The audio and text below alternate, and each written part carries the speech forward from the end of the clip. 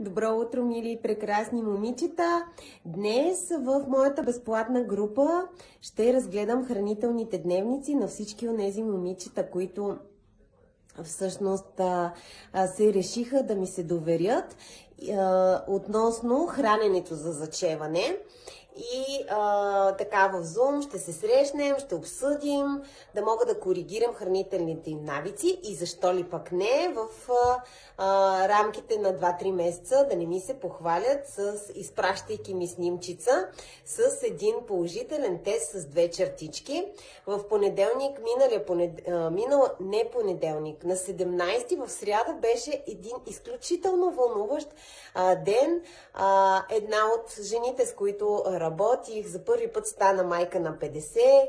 В безплатната ни група имах снимка с "Благодаря ти, Деси Костова", на един положителен тест.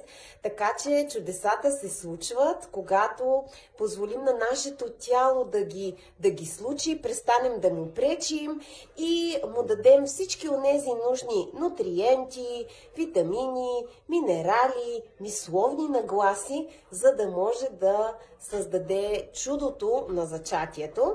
Така че всички онези от вас, които сте се включили по случай 21 януари Бабин ден за предизвикателството хранене за зачеване, в което в рамките на една седмица попълвахте такъв хранителен дневник и днес ще ви го разчета.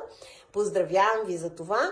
А ако пък не сте се включили, последвайте страницата ми, следете видеята. Съвсем скоро отново ще направя такова абсолютно безплатно събитие, защото искам все повече жени да станат майки.